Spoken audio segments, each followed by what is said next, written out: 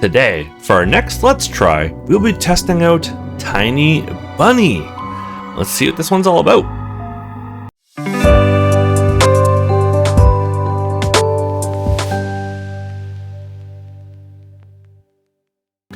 If you're new to the series, it is a little Let's Try series where we play generally around half an hour of these random visual novels and stuff, mostly I find on Steam, that are free to play. And yeah, we see what they're all about. So let's jump right into this one. I know, as per usual with these, nothing about it, just that it's kind of like horror, I guess. So, new game. This is the prologue. It is free to play.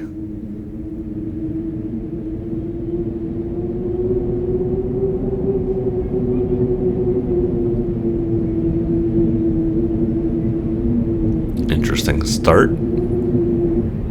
The wind clawed at my window all night long. It wandered the fields and howled like a hungry beast. Endless song weaved from all sorts of voices, shrill, gentle, sneering, twined in the air. They were shouting and laughing, and arguing about something. Someone was running through the snow while casting long shadows that would occasionally creep close to my bed. Our house had a mind of its own. The creaky old mind of a building that had seen a lot in its days, and was seemingly trying to share its wisdom with the inhabitants. The lonely house faced the forest, and the dark green thicket gazed back with its hollow eyes, rustling, whizzing, swaying back and forth. One can come out and stand at the edge of the forest to reassure themselves there was nobody behind the crooked trees. Fuzzy silhouettes swaying in the wind couldn't possibly do any harm. It's just a play of light and shadow.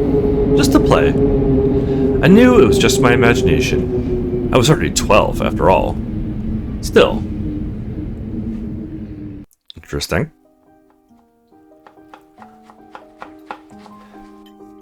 Oh, interesting art style.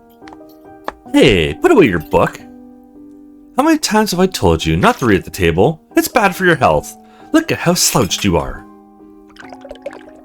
Interesting. I was not expecting that. Oh, I have to click on it. Okay. Hide. Is that the only thing I can do with it? Okay. I didn't protest and put the book about Conan the Barbarian aside. I was stuck on a line I couldn't understand after reading it 3 times anyway. Olya already had finished her breakfast and was munching on some cookies. She was so enthusiastic, she almost looked like your typical girl from commercials. You're not going anywhere until you finish all of it. I, on the other hand, was still trying to drill a hole in the plate with my eyes, as if it would make the porridge disappear. Hazy anxiousness welled up inside, all because of the previous sleepless night, the black forest around our house, and the gloomy wind. The longer I waited, the colder the lumpy white substance became, like glue. It looked like a jellyfish from the Costo Odyssey, whatever that is. I love that show. Wonder how horrifying the bottom of the ocean is. Or how cold the black forest is at night. A spoon fell out of my hand. Mom showered me with a cold glare from her green eyes. What did I say? I'll get it. I had 10 seconds to catch my breath before batting the nasty porridge once again. I felt around for the spoon. What is this? Carved on the other side of this table? Karina. Huh, it's my mom's name. I guess she carved it out with something pointy when she was little. She sure was a rascal, damaging the furniture like that. She would scold me for a week if I did something similar, though. Should I remind her about it? No, she's been in a bad mood lately. I imagine her being my age, sitting under this table. I wonder, was Mom afraid of the dark back then? Or the sounds coming from the attic? Or the thick forest? Oh geez. Imagine my grandma coming into my little mom's room, sitting at the edge of her bed, where Oya sleeps nowadays, and saying this in her soft, smooth voice. Taiga is a special place, little girl. It's watching you closely, sniffing you out, trying to discern what kind of beast you are. If you are a good sort, it won't abandon you in times of trouble. But if you're a bad apple, it'll grab you by the side and drag you under the ground. And that would be it. Grandma was caring. She never fought with anybody, never yelled, never swore. Those were the times without the maddening screams until late at night, without smashed dishes and mutual accusations. Our parents used to love each other back then. I remember listening in on one of their conversations by chance. They were talking about Grandma getting prepared for her funeral. She had already bought a casket, and she called it her cute funeral box. It waited for its time in the closet, patiently. That's kind of morbid. It was black, upholstered with meat-colored material on the inside. I saw it when my grandma was getting buried. The house didn't change since the last time she was alive. Only all the photos were gone. Glass, covered pictures with gray faces of my ancestors. They all had a dead but watchful look in their eyes. Crawled up from under the table. Oyo was done with her cookies and was looking at my share like a sly woodland critter. I turned my gaze towards the frosted window. There were a lot of dark pines outside, but it didn't grab my attention. The pattern of frost formed a picture on the glass. Oh yeah, look, it's a fox. Where? It looked almost like those optical illusion thingies they put on the back of student notebooks. A mixture of lines at first glance, but if you blur your vision a little bit and look under a certain angle. Yeah, I love those optical illusion things. Those are sweet. Where you have to kind of fuzz out your vision and stare through the picture, at the picture. Not outside, on the window. Look, here's the nose, and here's... Hey, eat up. Yes, just a moment. I don't see anything. Hurry up, there's not much left. Ah, there it is. But it still doesn't look like one. I'm telling you it does. Nuh-uh. It does. Stop it. These kids, I swear. Now I couldn't see the fox either. It disappeared. Went away. Only the frosty patterns, similar to stretched out nettle leaves, kept creeping up the glass. Oh, hello. Dad entered the kitchen with long, measured steps. I want to have a beard like his when I grow up. Mom would always ask, jokingly, "Come on, shave it off, it stings." This is so long ago. Nowadays, rumbling doors and witty comebacks are an everyday occurrence. Oyo always covers her ears when she hears something like, "What's the point in all this?" through the wall. "It's all for your sake," Dad would reply, "for the sake of our family." I always caught every sound in fear of hearing the most dreaded, the deadliest word that started with a D. Devo. I don't even want to finish it. It was scary to imagine that me and my little sister could be torn apart and taken into two different families. Anyway, your fox is nothing. I have an owl on my window. You and your owl talk again. You said you believed me just yesterday. Has anyone seen my car keys? I remember leaving them on the windowsill. Right. Maybe you did, maybe not. You're a grown man, a father too, and still. Karina, please, stop. Just let me get ready in peace. Your keys are in the basket, near the phone. Well, thank you very much. Anton, stop making a martyr out of yourself and finish eating already. And the owl... There was no owl. But there was one! It had giant glowing eyes. Oya sprung up from the chair and placed her hands on her little face, imitating a pair of eyes with her fingers, the size of an apple each. Last year, you had Babai in your closet. Now it's owl? But I saw it! Oya shifted her gaze back and forth from Dad to Mom to me, but couldn't find any support. Have you thought about befriending it? You know, like feeding it with imaginary mice? Don't bully our girl. She's just afraid to sleep alone because she's still little. Oya patted her lips in rebellion and rushed into the hallway.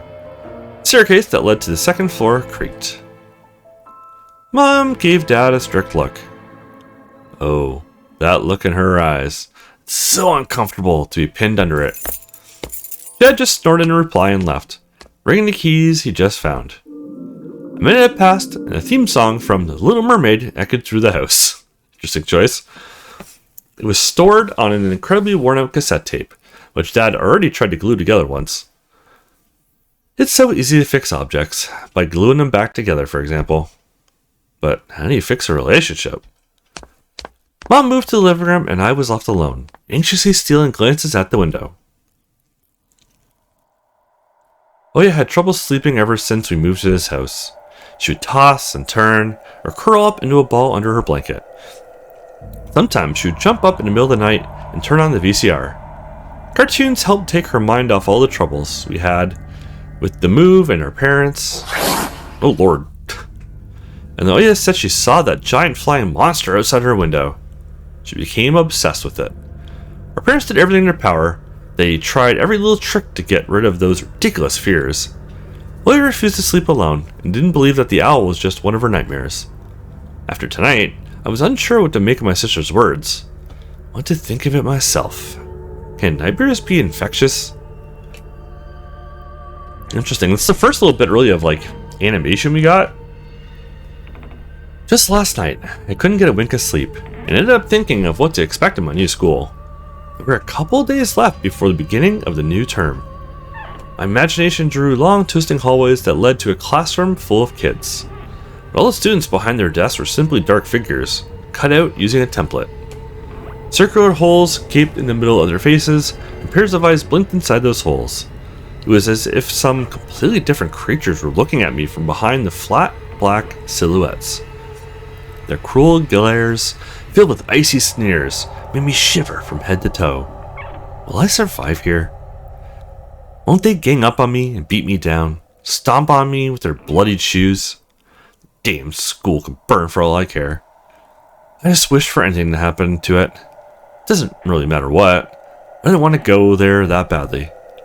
I didn't want to see people who are just itching to smack me in the head, hurt me up, think of a new offensive name for me, worse than the previous one.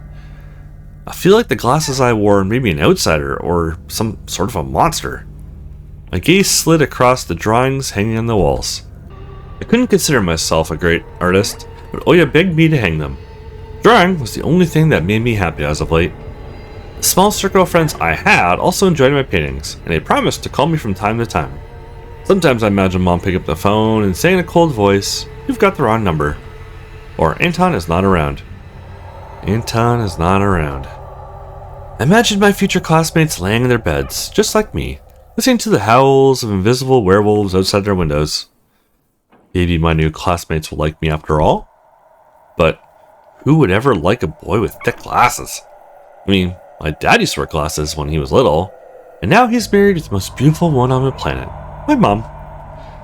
The house creaked, pressed by the wind.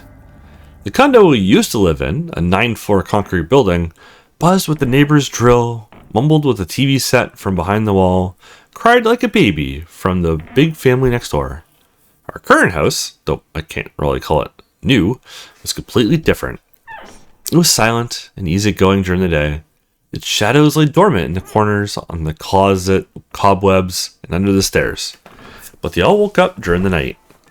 Something was watching me from every corner, almost as if the old photos of my deceased family, with their ashen eyes, were hanging on the walls in place of my drawings. The floor was squeaking, rusty drains were moaning, and the attic was occupied by noisy drafts. One could think the house was performing some sort of demonic melody. I realized I was, in fact, hearing music. It was already playing for a good while. Somewhere at the edge of my perception, I could hear a flute. It was mixed in with the sound of the wind in a creaking old house. My thoughts, too. I stood up and rushed to the window. I wanted to reassure myself that this music was nothing more than a product of my imagination. It's not like someone is playing it there amidst a cold, snowy night, right? Oh, okay. Open. Someone was dancing in the field. Black silhouettes I could barely make out with the dark forest as their backdrop. They jumped around, basked in moonlight, bumped into piles of snow, rolled into and crawled on all fours. Stories about wolves playing under the moon came to mind, but these were clearly not wolves. They stood upright at times, circled around holding hands and whipped up snow, disappearing into the shadows for a brief moment and then coming back. Something bizarre was going on. Shadows dancing in the starless abyss made my imagination go wild, making me anxious at the same time. And like I said, this is a really interesting style, and I guess it does make it easier to animate too, because you don't have to have as smooth of an animation. Having kind of a little bit of a jankiness is actually kind of helping it here, and we have definitely a lower frame rate. Very interesting so far. Suddenly, the music had stopped. The dancing shadows froze in place. I could swear pierced me with their eyes. One of the silhouettes immediately parted from the bizarre shadow carnival and sprinted across the field with giant leaps. Uh-oh, you got spotted! It glided on squeaky snow without leaving any prints until it was devoured by the pitch-black shadow of my house, which became even darker and thicker. My heart was jumping around like the bird inside of a cage. I shut the curtains with a swift motion and stepped back towards the bed. They saw me! A freezing torrent of fear washed over me. I stood in the middle of a perfectly dark room and listened to some unwanted guest move and scrape around, looking for an entrance. The sound moved to the right, then circled around the house. Now my guest should be at the front door. I jumped into the bed and covered myself with the blanket as if it could protect me. Shackles of fear locked my muscles. I remembered the funeral. My grandma laying there, hands crossed on her chest, her facial features sharp like that of a tin doll. Ants running up and down the legs of chairs that held my grandma's casket. I imagined those little creatures climbing up her head and pulling up her eyelids with their tiny legs. Then her wrinkly eyeballs would once again move inside their sockets and she'd be able to see her grandchildren. I was chanting the spells she taught me throughout the whole procedure. And now, laying under the blanket and listening to squeaks and howls, I was repeating the same words. On the island of Boyan, underneath the blemished sun, in the sea of colored blue, stands a cabin made of wood. There lay lard and ashen hair for the spawn from Devil's lair to feast and always leave alone God's faithful servant named Anton. Evil leave this house must. Ashes to ashes, dust to dust. Bizarre sounds had disappeared. I cautiously peeked out from under the blanket and saw curtains waving around like a hangman. And then the night doused me with a new portion of boiling terror. The sound scratched on my eardrums. In reality, something or someone were scratching at the front door. Hurriedly, clawing at wood, demanding to be let in. The door was shut. Dad had become very cautious recently, so he installed a sturdy lock. I remember him staring at the forest intently as if he was looking for someone. Ashes to ashes! Dust to dust! I hugged my knees, placing my chin between them, and drilled the door with my eyes. It was so flimsy and weak before the might of the darkness. And then the doorknob twitched, slightly. And then I turned halfway. Once, twice, as if the person who tried to enter had no hands. The doorknob tilted once more, and then it started clicking violently. My jaw cramped with fear. My wet fingers clutched the blanket. The door creaked and opened. The wind taunted me, moaning inside the tin drains. Now, you'll see. The door was wide open. Darkness writhed inside the carnivorous mouth of the doorway. Toonie. It was as if the night itself was calling out to me, flapping its black wings and squeaking with rusty hinges. I was trembling, ensnared by the web of darkness that hung in the corners of my room, waiting for the one who weaved it to come out of the gaping black hole. Tony. My abdomen tightened and my chest rose up, ready to exhale a desperate scream. But before I was able to do anything, The darkness asked me. Tony, you asleep? My sister's pale face protruded from the thick shadows. I almost screamed from relief. Oh yeah, I'm not sleeping. Did something happen? Oya frowned and stuck out her lower lip, in a clear sign that she was about to cry. It's there again, staring at me.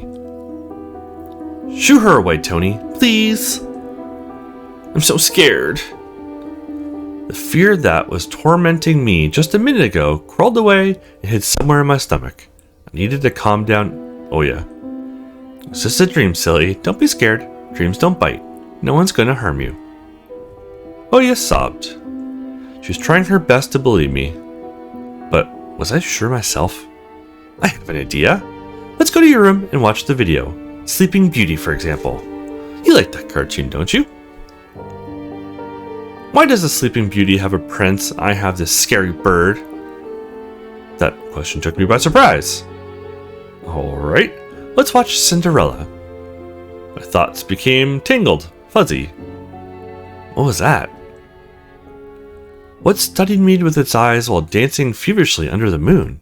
The darkness was clinging to the window, and it couldn't be fooled by Grandma's old chants. It couldn't be satisfied with a feast of lard and long ashen hair. Tony, you coming? Yes, just a moment. Oh, Jesus. Well,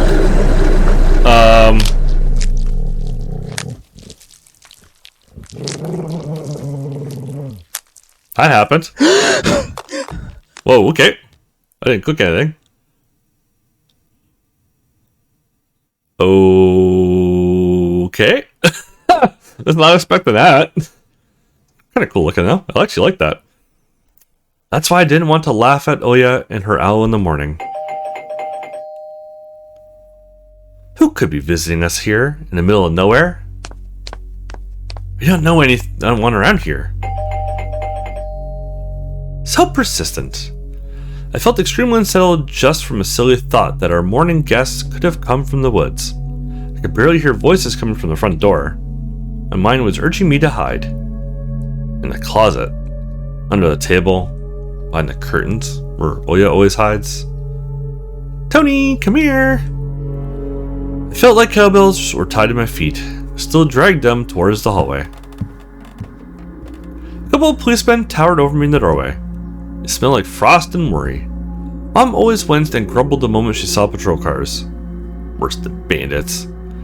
At the moment, though, she looked somewhat confused. Hello? Senior officer who wore a grim expression nodded. A boy had gone missing yesterday. His name's Vova. Look at this, please. Have you seen him? The policeman held out a photograph to me.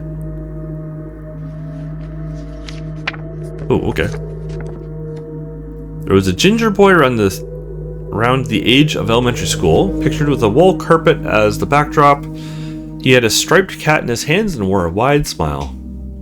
No, I haven't. Are you sure? Look closely. Where would I see him? I don't know anyone around here. I barely leave the house. Well, maybe you've seen him from the window? That's right. Your windows look straight at the forest, don't they? The window? No, I haven't seen anything. I see. He sounded tired, but his eyes, his stare, long and heavy, was full of suspicion. I squirmed unwittingly under the weight of guilt, which his giant shadow cast over me. The policeman finally tore his eyes from me and glanced over the hallway, stairway, and the cracks in the ceiling, which I haven't noticed before for some reason. How do you like your new place, by the way? Getting used to it? Bit by bit. It's just our little daughter misses the city a lot. Misses the city, huh? Have the locals been treating you well? Yes, everything's alright, thank you. The policeman pierced through me one more time with his gray eyes. My head started spinning. Can I help you somehow? I asked that in a shaky voice to look like a polite boy and to end this unpleasant conversation sooner. Now that I think about it, you just look like one of my nephews, little fella. He's a witty boy around your age. Wears the same type of goggles. Always engrossed in reading those mystery novels. told me he wants to enroll in police school when his family visited this summer. Wanted to help other people, just like me, see? I felt uncomfortable, as if a distant relative, and not a police officer, stood before me. You know what? Little boys like you should stay at home. Steer away from trouble. Times have changed so much. Mom interjected in a cold voice. You don't say. Hold on. What grade are you in, Tony boy? 6. Have you made your friends here so far? Not yet. I've been going to school for the first time after the break. Then I'll leave you my number just in case. Call me if you have any new info. The policemen were gone along with their shadows. The smell of cheap cologne and the photo of a smiling boy. His face stood still before my eyes. I wondered what it was like for him, being all alone there. For some reason, I thought of the forest swaying in the wind. What did his poor parents feel? What would my parents do if I'd gone missing? Would they cry and thrash around hysterically? Or would they accuse each other, like they always do, and forget about me eventually? Wow. Okay, I think I'm actually going to leave it here.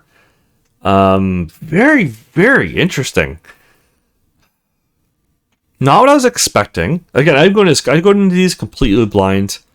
I don't even read the description of it. The only thing I really see is the tags. I checked the tags just to make sure there's no nudity or anything like that, or if there is, I don't have to edit a river. I didn't know it was this kind of art style or anything. I actually like it. I think it's interesting. At first, when I first saw it was black and white, I was a little unsure about that, but I think they're handling it pretty well here. The art style I like. It's no different than anything else, really. It's just black and white. But the shading is really nice. The different shades of gray and black. I like it's easy to read for the most part. The names are kind of weird, but as a whole, the story's pretty easy to read. I like it. I could definitely see myself playing this again in the future, going through an actual Let's Play. Because I'm curious. This is a horror game. Clearly by that little jump scare they try to give us there. So I am curious about what the shadow things are and what happens.